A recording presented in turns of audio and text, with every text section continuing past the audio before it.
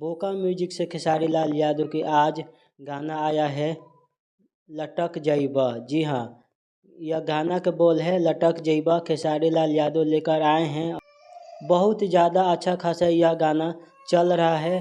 खेसारी लाल यादव साथ में शिल्पी राज एक साथ गाना के बोल दिए हैं। जी हाँ, आप लोगों को हम बता दें कि फीट में है आकांक्षा पुरी जी, खेसारी लाल यादव। चुम्मा चुम्मा वाला सॉन्ग खेसारी लाल यादव के साथ आकांक्षा पुरी जी ही एक्टिंग किए हैं उस गाने में आकांक्षा पुरी जी ही काम किए हैं चुम्मा चुम्मा वाला सॉन्ग में। जी हाँ, बहुत ज़्यादा अच्छा से किरदार निभाई है। खेसारी लाल यादव के राजा राम मूवी का सिनेमा घरों में लग चुका है, पर उतना ज़्यादा नहीं सिनेमा घरों में लगा है, थोड़ा ही बहुत सिनेमा घरों में लगा है राजा राम मूवी का। जी हाँ, आप लोग बता दें कि सिंघम अगेन मूवी है और भूल भुलैया 3 मूवी है, वो अभी सिनेमा घरों में चल रही है। इसी कारण राजा राम मूवी अभी सिनेमा घरों में नज़दीक सिनेमा घरों में अभी नहीं लगा हुआ है।